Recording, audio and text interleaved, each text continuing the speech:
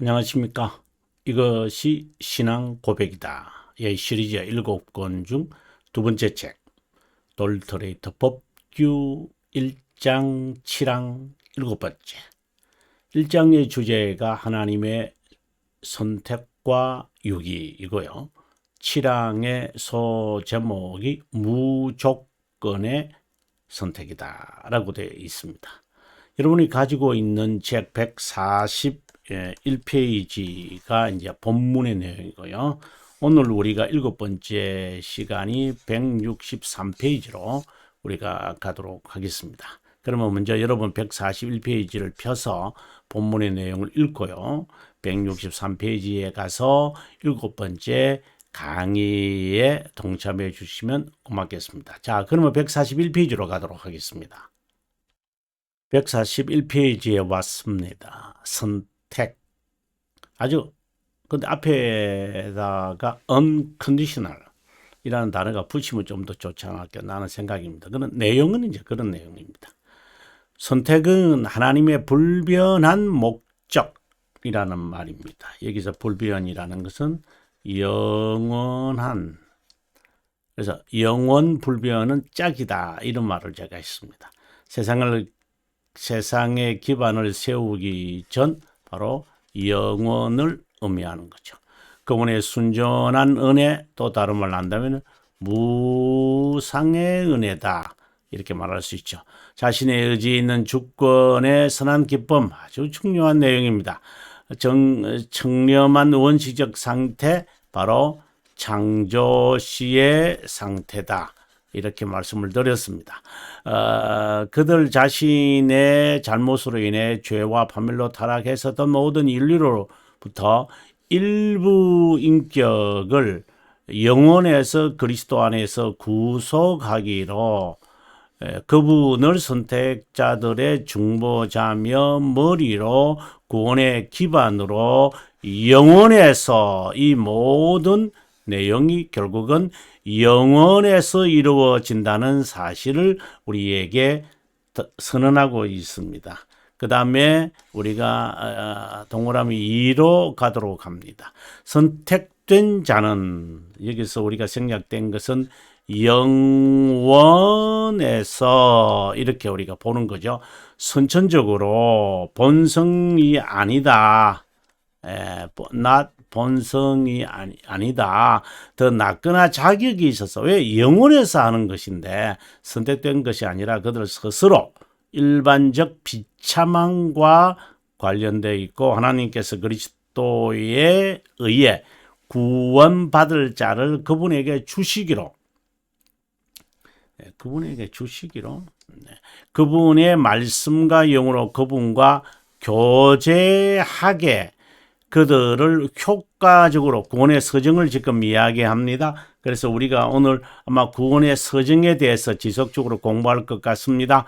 의와 거룩함을 그들에게 베풀기로 작정하시다. 마침내 그분의 아들과 교제 가운데 그들을 보존하여 마침내 그들의 자비함, 그분의 자비함을 명시.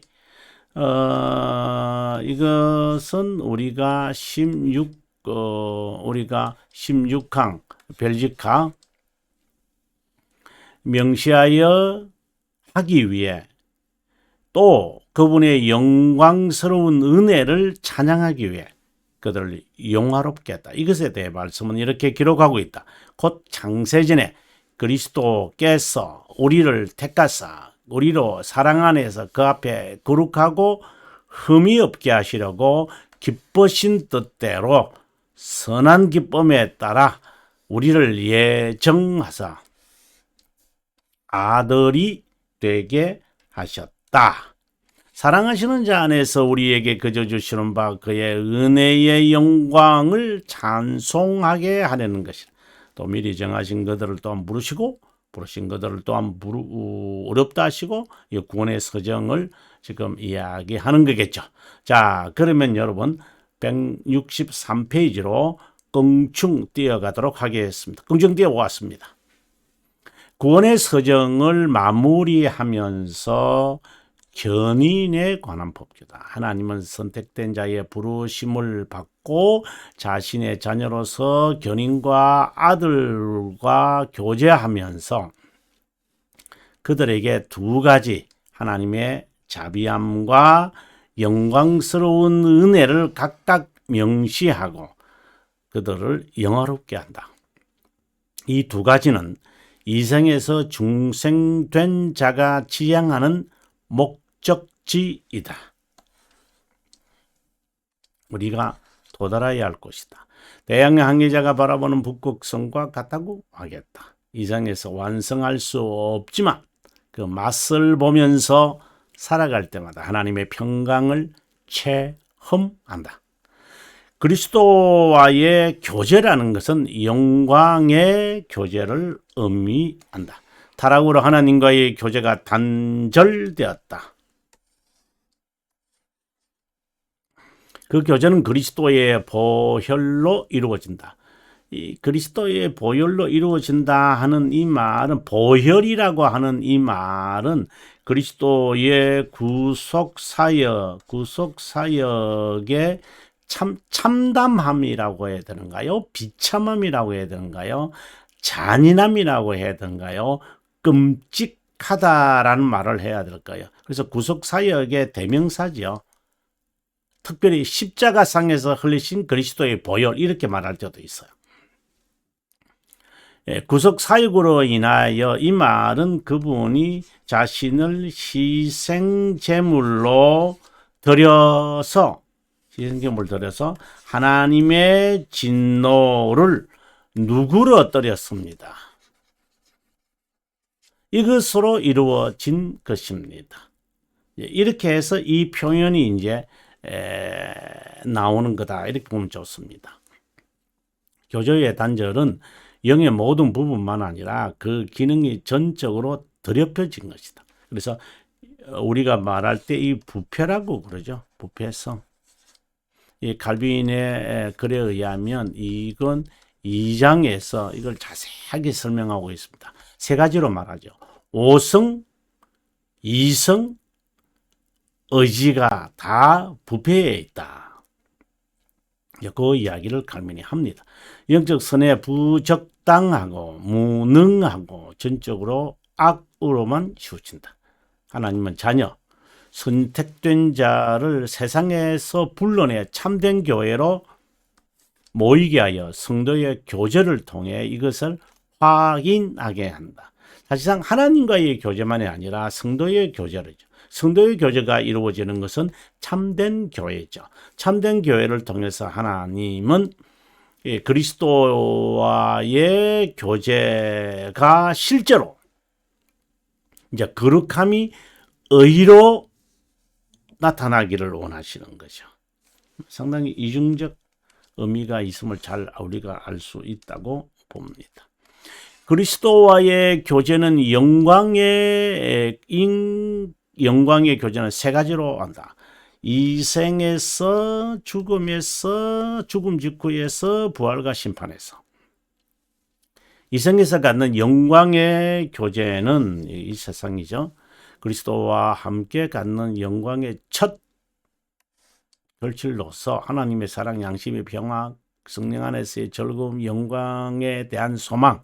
그래서 영광의 이 생에서 갖는 영광의 항목들입니다. 그 다음 죽음 위에 갖는 영광의 교제는 뭐냐? 영광의 하나님의 얼굴을 보는 거다. 선택된 자들은 죽어서 하나님의 영광을 바라본다 그랬거든요. 그 다음에 부활에 갖는 영광의 교제는 썩지 않는 영으로 부활할 것이다. 이런 그 교제가 우리들에게 일어난다라고 되어 있습니다. 영원에서 선택된 자가 이생에서 끝까지 그 신분을 보존한다. 이것은 다 이제 견인에 관한, 견인이라는 것과 보존 같이 있죠. 하나님의 자녀임을 확신하며 그 증거를 간직하며 거뜬히 승리하게 한다는 고백이다. 그 가운데 선택된 자는 하나님의 자비함을 끊는다. 이것은 이제 두 가지로 볼 수 있는데 하나님의 영원한 나라, 또 하나는 하나님의 자비함을 우리가 깨닫는다라는 것은 영원성을 깨닫는 것과 그 다음에 용서를 의미하기도 해요. 전생애를 통해 하나님의 아버지됨을 계속하여 체험한다. 이것을 가리켜서 우리는 무슨 체험이라고 한다? 바로 믿음의 체험이라고 한다. 믿음의 체험이다. 여러분, 한번 제가 도와드릴까요? 이것이 기독교 강요다 하는 그 연구자용 이 부분요. 상권 11장 15항에 이제 보면 11장 이신칭의에 관한 거잖아요. 그래서 믿음의 체험이라고 칼빈이 성경적 이신칭의는 뭘까요? 이렇게 이야기를 하면서 하나님의 자비함과 그리스도의 완전만을 바라보도록 명합니다. 다음과 같은 칭의의 서열 봅니다. 이제 칭의에 관하여 이제 우리가 저술할 때 이렇게 우리가 서술할 수 있어야 합니다. 은혜와 선하심을 지닌 하나님은 비참한 것 외에 자비함으로 움직일 수 없는 그 어떤 것도 찾을 수 없는 죄인을 기쁘게 수용한다는 겁니다. 선행에 전적으로 결핍된 것을 그를 보는 것입니다. 자, 두 번째, 자신 안의 은총의 원인을 찾으셔서 이신칭의를 이제 설명할 때요, 이것을 바라보게 한다 그랬잖아요. 그죠? 인간왕에는 아무것도 없다. 그거 보시고, 그 다음에 두 번째는 자신 안의 은총의 원인을 하나님 스스로가 하나님의 스스로에게서 이제 답을 찾으시는 거예요. 인간 안에서 답을 찾으시는 것이 아니에요. 그래서 요한복음 3장 16절이 여기에 동원되어져요. 하나님이 세상을 사랑하사. 그럼 여기서 하나님은 자기 자신을 말하는 거예요. 그죠? 자, 독생자를 보내셨으니 할 때 이 독생자는 인간관계에 있어서 아들을 보낸다는 개념이 아니라 자신이 인간으로 오신다. 이렇게 보셔야 되는 거예요. 자, 그래서 이 부분을 보는 거예요. 자, 자기 자신의 안에서 은총의 원인을 찾으셔서 죄인이 그분의 자비함, 후성애라 그러죠. 그래서 우리가 자칫하여 아버지가 세상을 사랑하셔서 아들을 세상에 버린 이렇게 해석이 돼요. 아버지가 아니라 아버지이신 하나님이에요. 느끼게 하여 자신의 행위를 불신하게 하여 구원을 위해 그분의 자비함에만 의존하게 합니다. 이것을 우리는 이 체험으로 인하여 죄인은 복음의 교훈으로 자신이 화해되었다는 것을 인정하고 의의 중재와 죄 용서가 이루어져서 어렵다 여겼음을 인정. 여러분, 이 내용을 좀 깊게 좀 봤으면 좋겠습니다. 네, 사실 이신칭의에 관한 이 설명, 성경적 설명에서 칼빈이 이렇게 설명을 합니다. 하나님의 자비함을 깨달아 가는 것이다. 이 이신칭의다. 이 말을 하는 거예요. 여러분, 방금 제가 하는 이 명제를 여러분 이해하시겠어요? 제가 이해하도록 도와드릴게요. 지금 제 설명, 제 책으로 돌아오도록 하겠습니다. 구원의 진리는 어려운 게 아니고요. 인간의 입장에서만 보려면 충돌과 혼란밖에 없습니다. 예. 하나님의 측면에 있어서 답을 이해할 수 있다는 게 아니라, 이신칭이 우리의 입장에서 보는 거죠. 결국은 영원 불변한 자비함의 명시이고, 그 다음 우리가 체험하는 거예요. 이것은 믿음을 확인하는 작업이에요. 여러분, 믿음의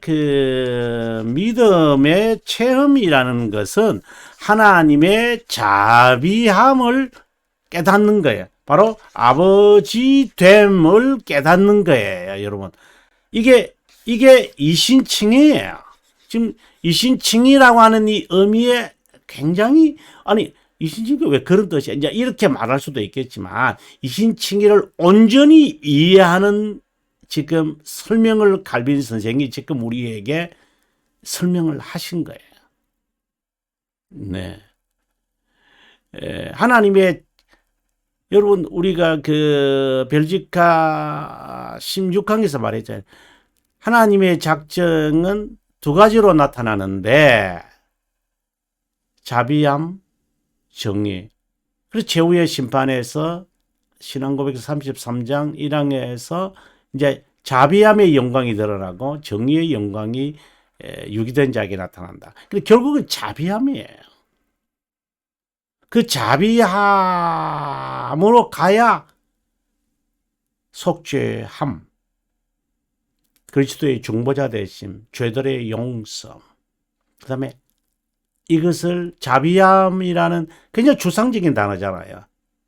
근데 그것을 깨닫는 사람, 그 깨닫는 것은 아버지 되심을 깨달아요. 그래서 이 자비함을 구약 성경에서는 인자함이라고 그러잖아요.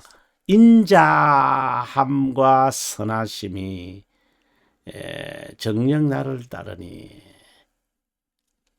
뭐예요? 선하심. 이게 아버지 되심이잖아요. 그래서 하나님의 영원한 사랑, 자비함, 선하심, 아버지 되심. 이것이거든요. 그래서 아버지 되심은 창조자 하나님이고, 자비하신 하나님은 구속자 하나님인 거예요. 자, 이러한 어떻게 표현을 하든지 간에 이렇게 서로 이렇게 관련이 있는 거구나. 계속해서 보겠습니다.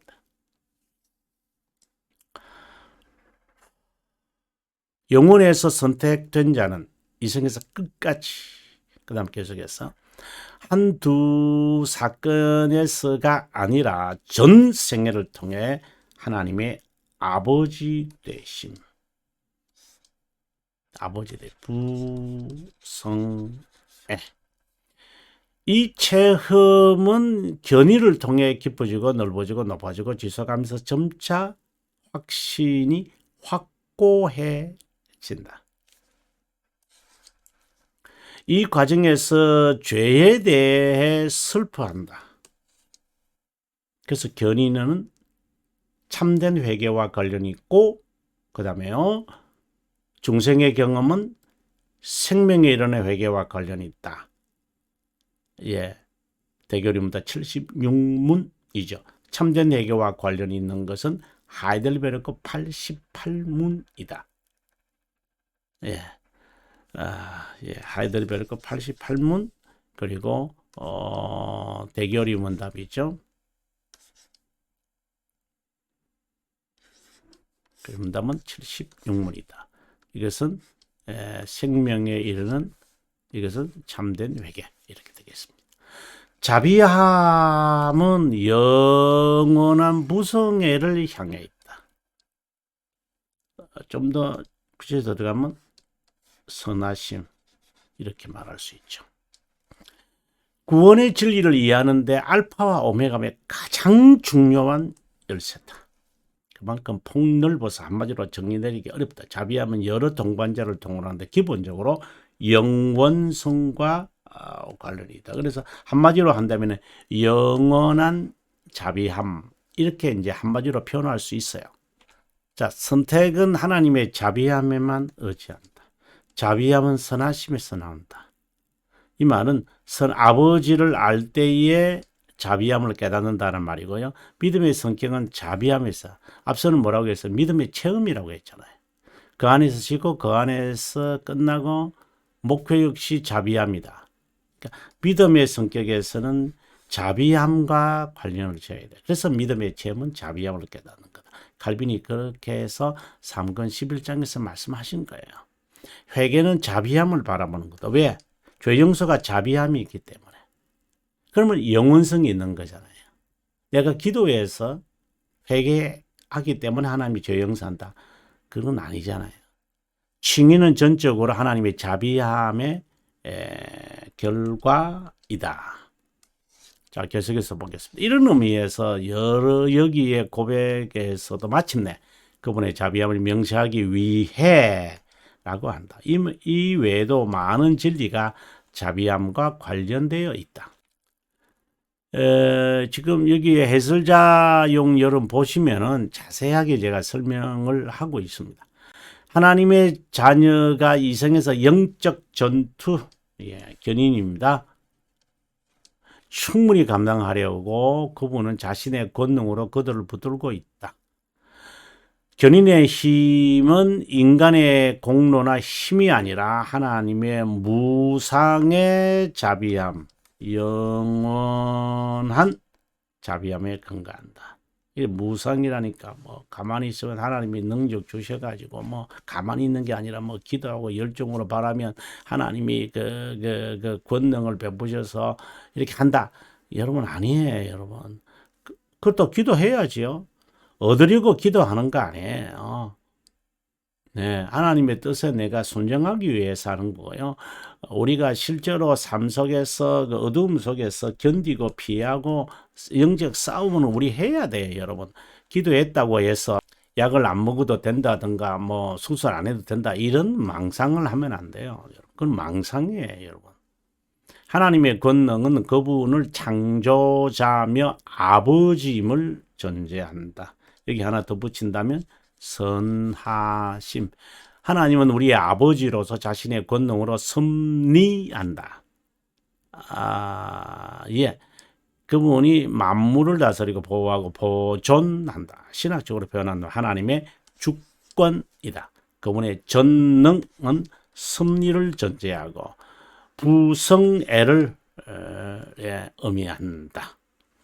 그분의 권능을 주권적 권능이라고 표현하기도 하나다. 다른 말로는 그분의 의지에 따라 신비한 방침이라고도 한다. 하나님의 행하심은 다 신비로운 거잖아요. 그 다음에 봅니다. 이런 의미에서 주기도문의 6번째 청문에서 우리를 시험에 들지 말게 하옵시며 라고 하는 말을 합니다. 영원한 선택은 영광스러운 은혜에 근거하는데 그리스도 안에서 선택하고 영원한 영광, 아주 중요한 주제가 나왔습니다.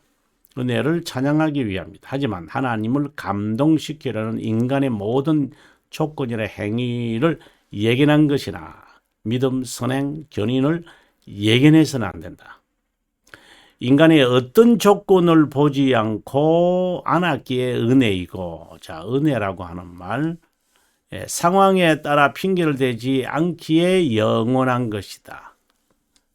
이 선택은 순전한 사랑에서 나오는 것이고, 또 다른 말로는 우리가 이것을 자비함이라고도 할 수 있어요. 정한 시간에 드러나는 하나님의 은혜를 찬양하게 하기 위함이다. 섭리, 달리 말하면 그분의 실존을 깨닫는 은혜라고 할 수 있다. 하나님에 대한 지식은 구원의 진리 중 가장 중요하다. 그분의 명시는 영광이라고 한다. 그분의 수단은 은혜이다. 참, 정말 중요한 이야기 같아요. 함축되어 있는 단어 같아요. 다시 한번 봅니다. 그분의 명시는 영광이고 자신을 나타내심은 영광이고 그분이 사용하시는 수단은 은혜이다. 그분의 존재에 관해 우리가 이해할 수 없으나 실존에 관해서는 우리가 경험할 수 있다. 그래서 영광을 우리가 경험하게 되어지면은 드러내심이죠. 우리가 영광스러운 은혜라고 한다. 영광스러운 은혜를 다른 말로 표현하면은 은혜의 영광이다. 영혼에서 우리를 선택하신 하나님께서 세우신 구속 계획의 궁극적인 목적은 우리에게 선물로 준 것을 발견하라는 의미이다. 특히 은혜라는 표현은 우리에게 선물로 준 그 풍성함을 발견하라. 은혜에 대해서 알고 체험할 때마다 찬양의 깊이와 높이가 점점 깊어지고 높아진다. 하나님의 아들로 인한 그분의 사랑은 은혜 중심이다. 하나님의 영광이라는 의미이다. 의미는 문자적으로 보면 하나님이 있으시고 그분에게 빛나는 광채 같은 것이다. 이는 1차적 의미다. 하나님에 관한 인간의 묘사는 이렇게 여러 단어로 우리는 표현될 수 있죠. 예. 그 이유는 형용사 외에는 불가능하기 때문에 하나님에 대한 설명, 형용사 외에 뭐 명사로 표현할까요? 아니다. 영광의 하나님과 하나님의 영광을 교환할 수 있는 단어다. 예. 영광으로 가득 찬 하나님, 감히 우러러볼 수 없는 위엄에 찬 창조자 구속자 우리 주님, 감히 직시하거나 접근할 수 없는 영광이신 하나님. 네. 엄밀히 말하면 우리가 하나님께 영광을 돌리는 것은 어불성설이다. 제가 명시라고 했잖아요. 명시, demonstration.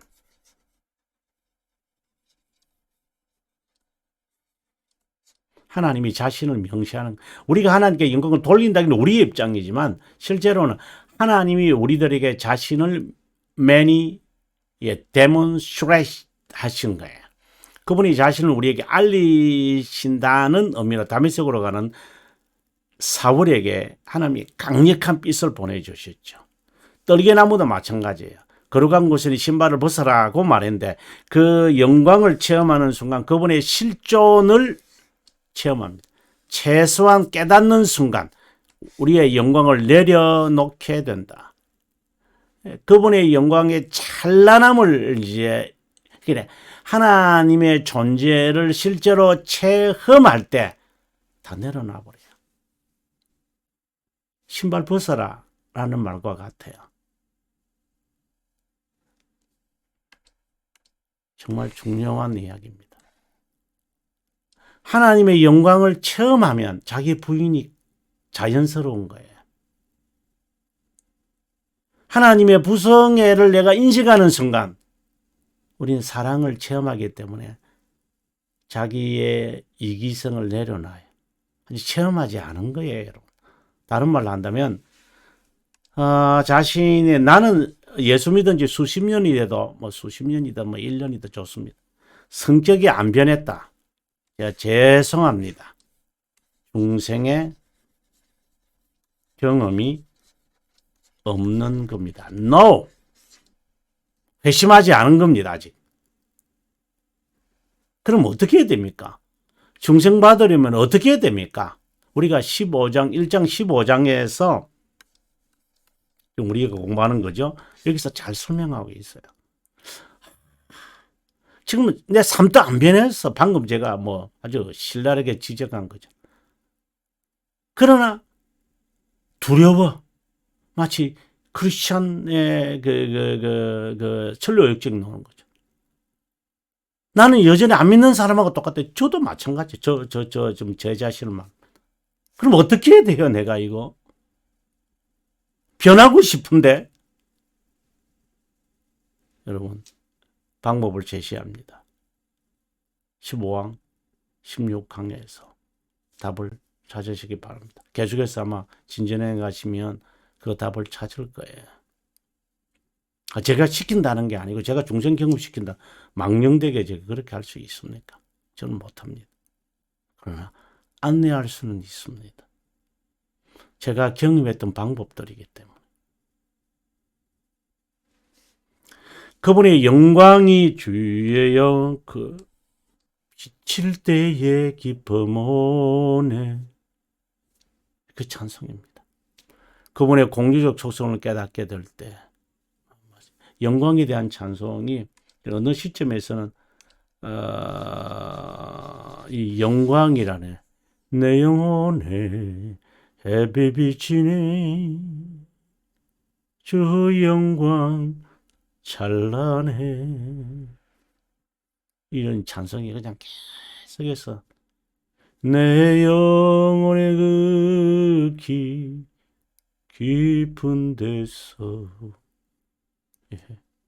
좀 이 영광을 체험하는 순간 나오는 찬송들입니다.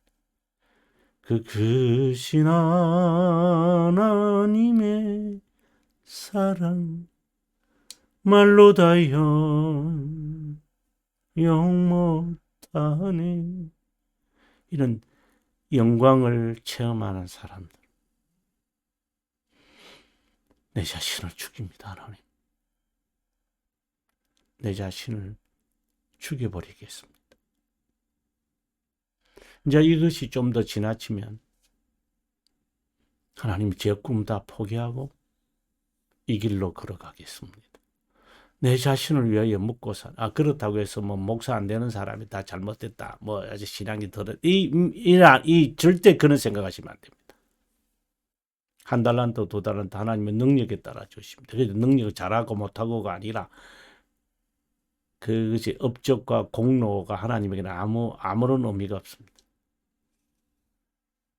만약에 저는 목사가 아니었다면 저는 두 가지 가운데 하나가 됐을 거라고 생각했습니다. 하나는 제가 로여가 되든지 아니면 하나는 배추 장사하는 사람이 됐을 거라고. 저는 상관없습니다. 목사, 하나님이 원치 않으신다면 언제든지 내려놓고 배추 장사할 겁니다.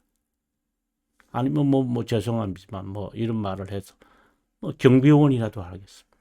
하나님의 영광을 체험하는 그것이라면 직업에 따라서 영광이 체험하고 목사기 때문에 더 많이 체험한다고 그 거짓말입니다. 직책이 그 사람을 그렇게 하지 않습니다. 찬양자 앉았다고 영광 하나님을 더 체험할까요? 슬리퍼 신고 온다고 해서 체험하지 못할까요? 제가 그냥 극단적인 이야기입니다. 거짓말입니다. 그거. 하나님은 인격을 보시는 분이기 때문에 그렇습니다. 영광을 체험할 수 있기를 정말 바랍니다. 그럼 자신의 영광 내려놓습니다. 다음 시간에 여러분 가도록 할게요. 169페이지네요. 169페이지. 이런 기억해 주시고요. 169페이지요. 네, 시청해 주셔서 감사합니다. 다음 시간에 뵙겠습니다.